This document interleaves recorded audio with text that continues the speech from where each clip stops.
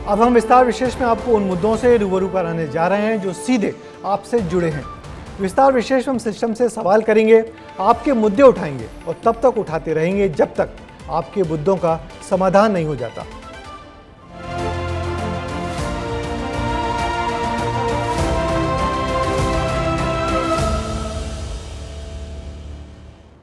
विस्तार विशेष में सबसे पहले बात छत्तीसगढ़ के बस्तर में होने वाले लोकसभा चुनाव की। आपने मशहूर एक्टर राजकुमार राव की फिल्म न्यूटन तो जरूर देखी होगी। इस फिल्म में घोर नक्सल इलाके में पोलिंग की मुश्किलों के बारे में बताया गया था। आज हम आपको ऐसे एक गांव के बारे में बताएंगे जो कभी नक्सलियों की राजधानी कहा जाता था। चांदामेटा गांव तक पहुंचने में फोर्स के पसीने छूट जाते थे, लेकिन अब इस गांव की तस्वीर बदल चुकी है। अब इस गांव के लोग पहली बार अपने ही गांव में वोट डालेंगे। लेकिन गांव में यह बदलाव कैसे आया, विस्तार विशेष में देखिए हमारे सहयोगी संजय ठाकुर की ये खास रिपोर्ट।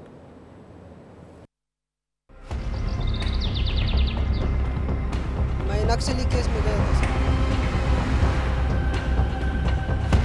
पीर नक्सली बोल के ले गए हम लोग।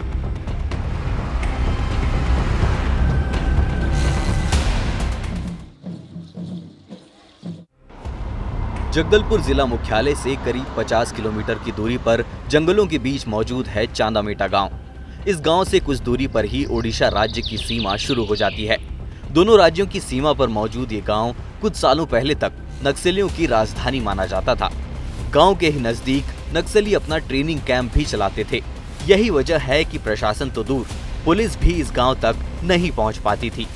पर कड़ी मशक्कत के बाद यहाँ एक पुलिस कैंप खुला है, जिसके बाद चांदामेटा गांव की तस्वीर ही बदल गई है। किसी पार्टी का वाहन इस चांदामेटा के अंतिम छोर तक आ रहा है, तो ये छत्तीसगढ़ का और बस्तर जिले का अंतिम कोना है। यहाँ के बाद उड़ीसा राज्य चालू हो जाता है। कितने घर होंगे यहाँ पे, कितने परिवार होंगे?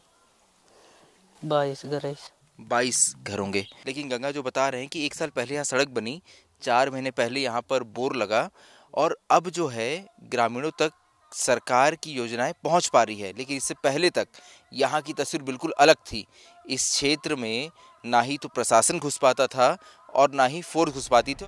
चांदामेटा गांव कितना सेंसिटिव है, इसका अंदाजा आप इसी बात से लगा सकते हैं कि इस गांव में बसे अधिकांश परिवारों में से कोई न कोई सदस्य नक्सली मामलों में जेल जा चुका है। हमें इस गांव में भीमा मिले, जो नक्सल मामले में 10 साल की सजा काटकर कुछ दिनों पहले ही रिहा हुए हैं।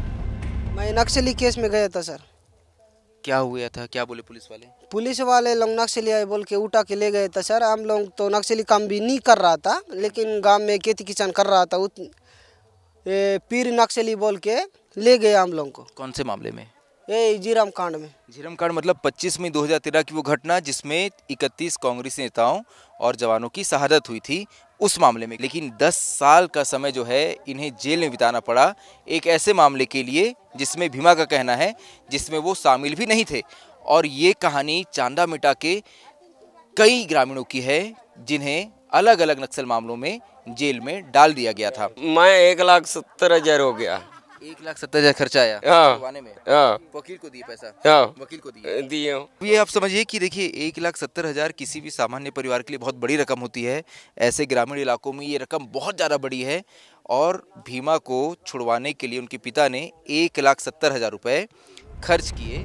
गांव में नक्सलियों का खौफ ऐसा था कि ना कोई नेता गांव में प्रचार करने आता और ना ही कोई ग्रामीण वोट डालने जाता। लेकिन अब गांव की तस्वीर बदल गई है। हमें यहाँ कुछ दल चुनाव प्रचार करते नजर आए। 19 अप्रैल को होने वाली वोटिंग में भी ग्रामीण हिस्सा लेने की बात करते दिखे। चांदामेटा गांव में अब राजनीतिक पार्टियां भी प्रचार करने पहुंच रही है, क्योंकि कुछ दिनों बाद ही चुनाव हैं। पीछे अगर आप मेरे देख पाएं तो ये कम्युनिस्ट पार्टी के कार्यकर्ता हैं जो इस इलाके में प्रचार प्रसार करने पहुंचे हैं। लेकिन कुछ साल पहले तक यहाँ ऐसे हालात नहीं थे। ये इलाका इतना अधिक नक्सल प्रभावित था कि यहाँ सड़क भी नहीं थी और यहाँ किसी भी तरह की राजनीतिक पार्टी प्रचार करने से बचती नजर आती थी। वो सिंगुर में सर 8 किलोमीटर दूर। तो पहले पैदल ही जाते थे? पैदल जाते थे, वहाँ से वो जाते थे। लेकिन अब सड़क बन गई है। अब सड़क बन गया और राशन से और जोक के फिर गाड़ी में बैठ के लाते थे। तो देखिए अब चांदामेटा की तस्वीर बदल रही है। पहले ये ग्रामीण जो है अगर यहाँ बीमार पड़ जाए तो उसे कावड़ में बोकर वो लोग अस्पताल तक पहुंचाते थे, राशन के लिए भी इन्हें कड़ी मशक्कत करनी पड़ती थी। लेकिन अब इस गांव तक भी सड़क पहुंच गई है, जिसके बाद ग्रामीणों को कुछ राहत जरूर मिली है। इस पूरे इलाके में कोई स्कूल नहीं था।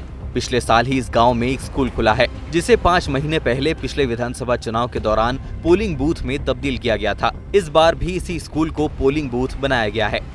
साल 2023 से पहले इस चांदामेटा गांव में कोई स्कूल नहीं था। मेरे पीछे अगर आप बोर्ड देख पाएं तो जून 2023 में ही, यानी पिछले साल, यहाँ पर स्कूल का निर्माण हुआ है। इससे पहले इस पूरे इलाके के ग्रामीण और उनके बच्चे स्कूल से और शिक्षा से वंचित थे। यहाँ पर स्कूल भवन तैयार होने के बाद अब आसपास के ग्रामीण और उनके बच्चे इस स्कूल में आ पाते हैं और अब इस स्कूल को ही पोलिंग बूथ में तब्दील किया गया है। 19 अप्रैल को यहाँ वोटिंग होनी है और चांदामेटा गांव के गढ़मेपारा, पटेलपारा और पटनमपारा, इन्हें इस गांव का पोलिंग बूथ बनाया गया है। बस्तर कलेक्टर विजय दयाराम भी मानते हैं कि इस गांव में वोटिंग करवाना बड़ी चुनौती थी, लेकिन अब इस गांव तक सरकार की योजनाएं भी पहुंच रही है, जिससे ग्रामीणों का भरोसा प्रशासन पर बढ़ा है। एक समय ऐसा भी था जहां पे कोलेंग को नक्सलियों के जो राजधानी के रूप में, बस्तर के क्षेत्र के राजधानी, और चांदामेटा को ट्रेनिंग ग्राउंड्स के रूप में देखा जाता था। आज के दिन में वहां पे प्रजातंत्र का बीज जो हमने विधानसभा के पहले जो बोया था, आज के दिन में बृहद पेड़ के रूप में विस्तार हुआ है। मैं समझता हूं कि जो हमारे लिए जो उपद्रव का या फिर सिक्योरिटी का जो चैलेंजेस है, वो हम लोगों ने काफ़ी हद तक उसमें मिनिमाइज़ कर लिया है। लोग निडर होके, निष्पक्ष होके, निर्भीक होके मतदान करेंगे, ये मैं पूर्ण विश्वास के साथ बता सकता हूँ। पक्की सड़क और साफ पानी मिलने के बाद अब चांदामेटा गांव के लोग अपनी तकदीर वोटिंग के जरिए बदलेंगे। संजय ठाकुर, विस्तार न्यूज। जगदलपुर के चांदामेटा से कुछ दूरी पर ही है झीरम। ये वही झीरम है जो अब तक के सबसे बड़े नक्सली हमले का गवाह है। साल 2013 में इसी झीरम घाटी में कांग्रेस नेताओं समेत 33 लोगों की मौत हो गई थी। पर अब 11 साल बाद यह स्थिति कैसी है? क्या अब भी लोगों में खौफ है? लोकतंत्र को मजबूत करने के लिए यहाँ वोटिंग कराना सबसे बड़ी चुनौती होती है। लिहाजा विस्तार न्यूज़ के संवाददाता अनमोल तिवारी झीरम पहुंचे हैं और वहां उन्होंने चुनाव के माहौल को समझा। विस्तार विशेष में देखिए चुनाव की चुनौती।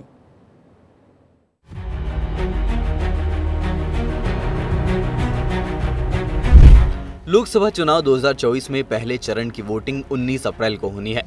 इससे पहले विस्तार न्यूज के संवाददाता अनमोल तिवारी उस जगह पहुंचे जहां लोकतंत्र को मजबूत करना सबसे बड़ी चुनौती है। बस्तर में जिस जगह 11 साल पहले लोकतंत्र की हत्या हुई थी, सबसे पहले हम उसी जगह पहुंचे। 2013 25 मई का दिन था जब कांग्रेस के तमाम दिग्गज नेता जो हैं उनका काफिला इसी रोड से गुजर रहा था। तब नक्सलियों ने घात लगाए उन नेताओं पर हमला बोल दिया था और उन्हें मौत के घाट उतार दिया था, जिसके बाद यहाँ पर उन नेताओं का जो है स्मारक भी बनाया गया है। मैं आपको वो स्मारक भी दिखा देता हूँ। ये देखिए, ये झीरम घाटी शहीद स्मारक है। मैं अपने सहयोगी से बोलूँगा कि ये दिखाए आपको कि किस तरीके से जो है यहाँ पर स्मारक बनाया गया है। यहाँ पर उन तमाम नेताओं के फोटो लगाए गए हैं इस घर के अंदर, जो नेता 2013 में नक्सली हमले में शहीद हो गए थे। साल 2013 में चुनाव के दौरान झीरम कांड कैसे हुआ, ये आज भी रहस्य बना हुआ है। पर आपके लिए ये जानना जरूरी है कि ये घटना कैसे हुई। साल 2013 में हुआ था झीरम कांड। चुनाव प्रचार के लिए निकले थे कांग्रेस नेता। 25 गाड़ियों के काफिले में कई नेता सवार थे। 200 से ज्यादा नक्सलियों ने अंधाधुंध फायरिंग की। कांग्रेस नेताओं समेत 33 लोगों की हुई निर्मम हत्या।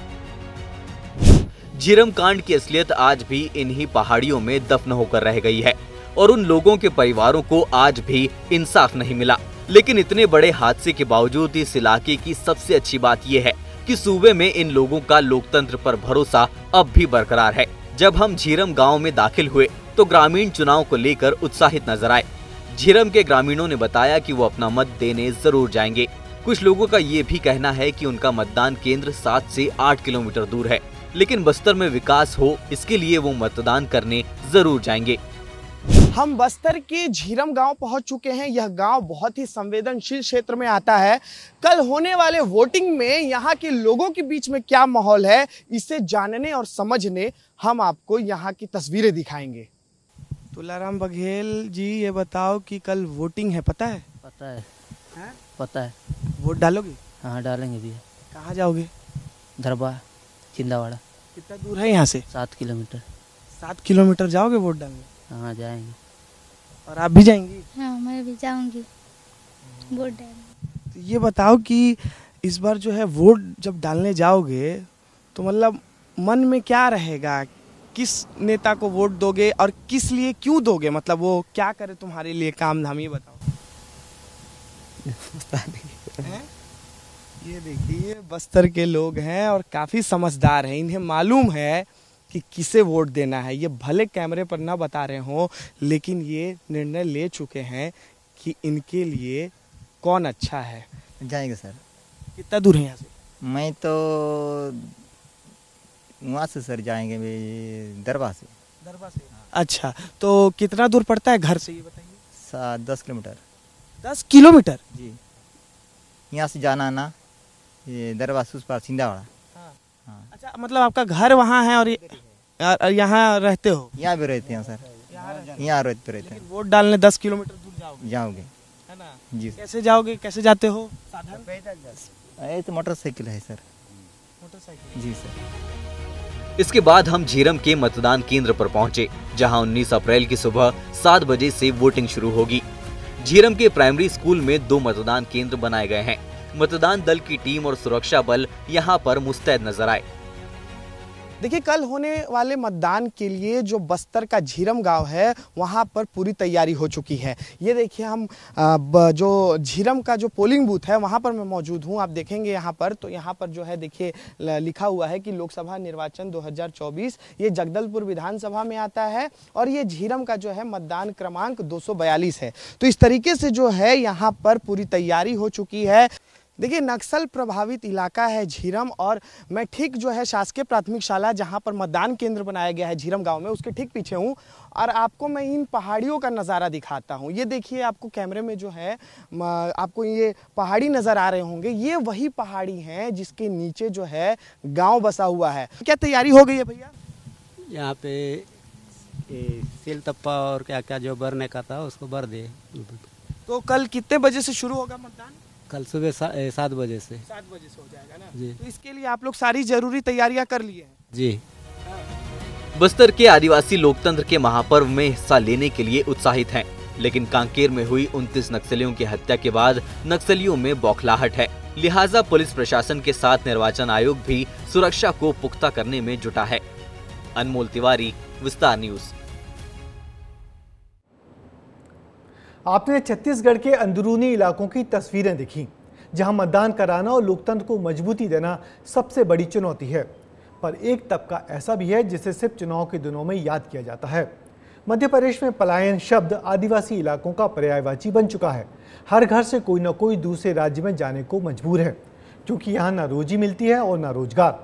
पलायन बेरोजगारी को लेकर क्या है आदिवासी इलाकों के हालात, इस ग्राउंड रिपोर्ट में देखिए।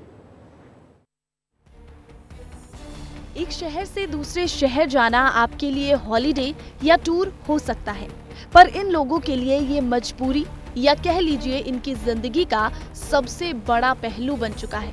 मध्य प्रदेश के आदिवासी अंचल झाबुआ और बड़वानी में बड़ी संख्या में लोग हर रोज पलायन कर रहे हैं, क्योंकि अपने इलाके में रोजी कमाना बहुत बड़ी चुनौती है। पलायन झाबुआ जिले के अस्तित्व से जुड़ा एक ऐसा शब्द जो झाबुआ जिले के लिए अब दंश बनता जा रहा है। अपनों को, अपनी जमीन को रोटी के लिए छोड़कर जाना कितना कष्टदायी होता है, यह पलायन पर जाने वाले लोग ही समझ सकते हैं। महिला, बुजुर्ग, बच्चे या युवा, मजदूरी की मजबूरी में कोई उम्र नहीं है। हर हाथ किसी न किसी काम में जुट जाता है, क्योंकि हर दिन रोजी कमाने के लिए काम करना जरूरी है। रुकने का तो हमको मर्जी पर आ जाते हैं, मर्जी पर चल जाते हैं, खुले काम करते हैं। यहाँ कोई योजना का लाभ नहीं मिलता आपको? सरकारी योजना का लाभ नहीं मिलता? जो नहीं मिलता है सर। हर दिन 300 से 500 रुपए कमाने के लिए ये लोग अपने गांव से दूसरे राज्य के लिए निकल पड़ते हैं। मध्य प्रदेश से लगे महाराष्ट्र और गुजरात में इन्हें दिहाड़ी मिलती है। वहाँ 450-500 मिलेंगे सर। यहाँ से क्यों जा रहे हो? यहाँ क्या पर्याप्त काम नहीं मिलता? यहाँ काम कहाँ मिलता है सर? काम मिलता है तो मजदूरी नहीं मिलती। मजदूरी मिलती है तो कोई सरपंच खा जाता है, कोई वो खा जाता है। इसलिए जाना पड़ता। यकीनन अपना गांव और घर कोई नहीं छोड़ना चाहता, ये लोग भी नहीं छोड़ना चाहते, पर यहाँ रोजगार के नाम पर 200 से 300 रुपए ही मिलते हैं। मनरेगा जैसी योजनाओं की हकीकत यह है कि अगर कोई काम मिलता भी है तो उसमें भी कोई जिम्मेदार अपना हिस्सा निकाल ही लेता है। इसे लेकर हमने झाबुआ कलेक्टर से बात की। उन्होंने क्षेत्र में रोजगार और उद्योग बढ़ाने के साथ मनरेगा से जुड़ी शिकायतों की जांच की बात कही। ओपन मार्केट है, अगर नंबर 1 तो मुझे लगता है कि मनरेगा में थोड़ा सा अगर यदि कोई शिकायतें आती हैं तो उसको थोड़ा सा माइक्रो मैनेज करने की आवश्यकता मुझे लगती है। प्लस इसके अंतर ऑलरेडी मेघनगर में एक इंडस्ट्रियल एरिया है, तो उसमें हम लोग और MPIDC से और जो MSME विभाग है इनसे कोऑर्डिनेट करके जो अगर कुछ अच्छे प्रोजेक्ट्स हैं जो हम जिलों में ला सकते हैं तो उसको लाएंगे। यदि यहाँ पे रोज़गार का सृजन होता है और उनको उतनी दिहाड़ी मिलती है जितनी वहाँ दूसरे जिलों में उनको मिल रही है तो लाभप्रद दृष्टि से तो अपने आप से ही प्लान पे कंट्रोल पाया जा सकता है। 2 वक्त की रोटी कमाने के लिए पलायन करने वाले मजदूरों की सुध लेने वाला कोई नहीं है, लेकिन हाँ, चुनावी दलों को इनकी याद चुनाव के दौरान जरूर आती है। सिद्धार्थ कांकरिया, विस्तार न्यूज। जिस तरह के हाल आपने झाबुआ में देखे उसी तरह के हालात बड़वानी में भी आसानी से नजर आ जाएंगे। बढ़ती बेरोजगारी के चलते गांव के गांव खाली हो रहे हैं। आदिवासी इलाकों में ये लोग अपनी बसी बसाई दुनिया छोड़ने को मजबूर हैं। बड़वानी से देखिए हमारे संवाददाता जफर अशरफी की ये रिपोर्ट। इस तस्वीर को देखिए और समझिए कि देर रात 1 बजे भी ये लोग पलायन करने को मजबूर हैं। पेट पालने के लिए पूरा परिवार अपने मासूम बच्चों के साथ पलायन कर रहा है। इस वक्त मैं मौजूद हूं मध्य प्रदेश की वो सड़क पर जहां एक तरफ मुंबई की ओर रास्ता जा रहा है और दूसरी ओर आगरा की तरफ, लेकिन इसी सड़क हाईवे के बीच एक स्टॉप है, बस स्टॉप है, जिसकी तस्वीर मैं आपको दिखाना चाहूँगा और देखकर आप हैरान हो जाएंगे कि ये माजरा क्या है। असल में मध्य प्रदेश की ये वो तस्वीर है जहां पर बढ़ती बेरोजगारी। बड़वानी जिले से सटे महाराष्ट्र और गुजरात की ओर जाते इन लोगों से विस्तार न्यूज ने बात की तो उनका कहना था कि यहाँ काम ही नहीं है, हम अपने बच्चों का पेट कैसे भरें। वहीं जब हमने उनसे चुनाव को लेकर बातचीत की तो उन्होंने अनदेखी की बात कही। पैसे नहीं मिलते, मजदूर भी नहीं मिलते इधर, तो अपन महाराष्ट्र भागना पड़ता, इधर खाना भी नहीं मिलता, क्या करे। अच्छा, तो पैसा यहाँ कम मिलता है, वहाँ ज्यादा मिलता है? नहीं, काम भी कम है, वो पैसा भी कम है यहाँ पर। हाँ, यहाँ पर। अच्छा लगता है ऐसा परिवार को लेकर बाहर तक जाना? मजबूरी में जाना पड़ता है। वहाँ मजदूरी 500 रुपये से लगा के 700 रुपये है और अपने यहाँ पे 200 रुपये। कभी सबसे बड़ी कपास मंडी कहलाने वाला ये इलाका अब वीरान है। सारे कारखाने महाराष्ट्र में मंडी टैक्स कम होने के कारण शिफ्ट हो गए। यही वजह है कि अब इन आदिवासी मजदूरों के लिए कोई काम नहीं बचा। एक परिवार अपना घर छोड़ने पर मजबूर है। यहाँ पर वो महिलाएं हैं अपने बच्चों के साथ पूरा घर का सामान लेकर एक दूसरे राज्य में जाने को मजबूर हैं। पीछे की जो तस्वीर मैं आपको दिखाना चाहूँगा, यहाँ पर वो महिलाएं अपने बच्चों के साथ बैठी है। ये तस्वीर देखिए, सभी अपने परिवार के साथ बैठे हुए हैं। रोजगार नहीं होने के कारण अपना घर, अपना परिवार सब कुछ छोड़कर जा रहे हैं। अपना गांव से लेकर अपना राज्य तक बदलने को मजबूर है। मजदूरों के पलायन की बानगी यहाँ बस सर्विस से जुड़े लोग भी देते हैं। उनका भी कहना है कि पहले यहाँ से यात्री जाया करते थे, पर अब ज्यादातर पलायन करने वाले मजदूर ही सफर करते हैं। इन 30-40 वर्षों में मैंने जो पलायन इस 5-6 वर्षों में देखा है वो विगत दिनों में नहीं देखा था। पहले मुख्य रूप से यात्री लोग जाते थे, अब सिर्फ मजदूर लोग जा रहे हैं। ये उसी बेरोजगारी की तस्वीर है। अब ये आवाज़ उन आदिवासी इलाके में मैं खड़ा हूँ जहाँ पर हज़ारों लोग, सैकड़ों लोग बेरोजगारी के चलते पलायन कर रहे हैं। क्या इन लोगों की परेशानी दूर होगी? ये सिस्टम तक आवाज़ पहुँचनी चाहिए, ये आवाज़ उन तक जानी चाहिए, ये मजबूरी की आवाज़ उन तक पहुँचनी चाहिए। विस्तार न्यूज़ के लिए जफर अशरफी के साथ नजमुद्दीन शेख। और अब बात मध्य प्रदेश के सबसे बड़े शहर इंदौर की। आर्थिक राजधानी कहे जाने वाले इंदौर में इन दोनों साइबर फ्रॉड के मामले लगातार सामने आ रहे हैं।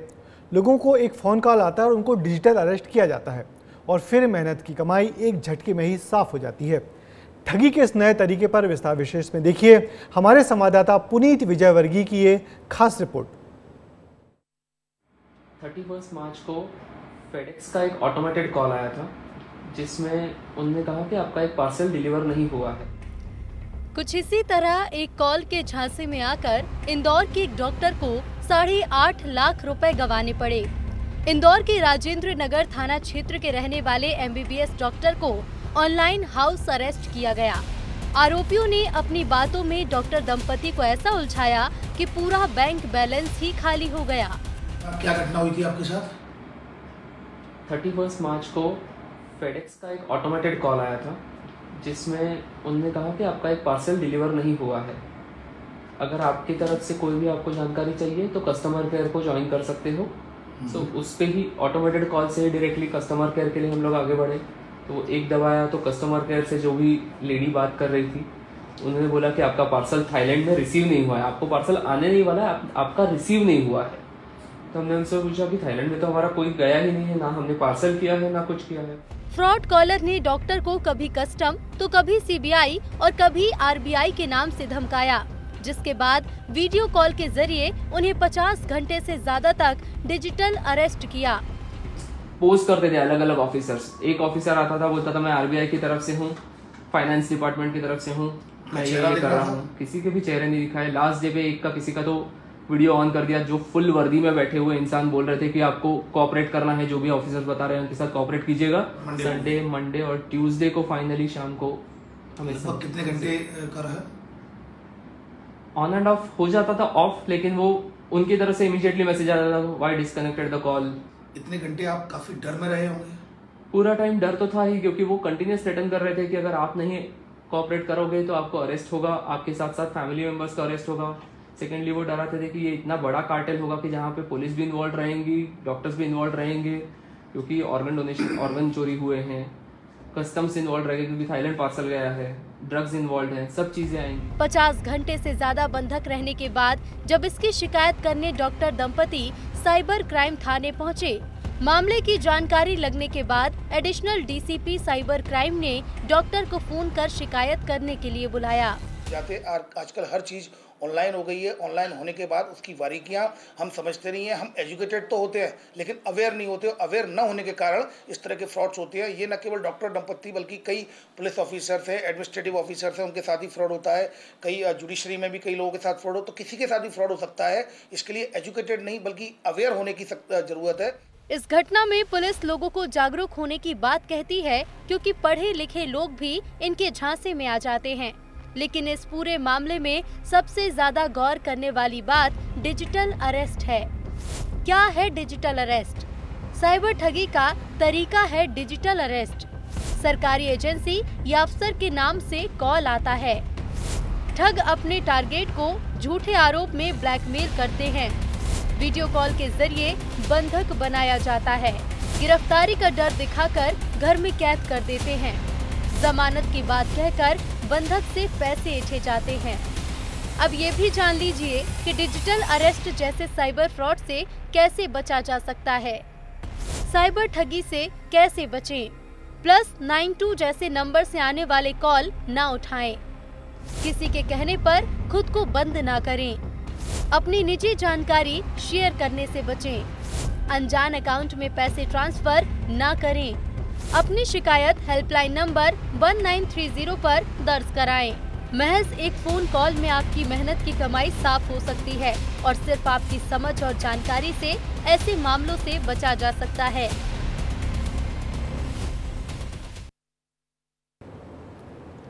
तो हमने आपको आपसे जुड़ी खबरें दिखाई, आपके मुद्दे उठाए। आगे भी हमारी कोशिश रहेगी कि विस्तार विशेष में आपके मुद्दों, आपकी खबरों को प्रमुखता से जगह मिले। अब मुझे दीजिए इजाज़त। कल इसी वक्त आपसे फिर मुलाकात होगी आपकी खबरों के साथ। तब तक के लिए नमस्कार।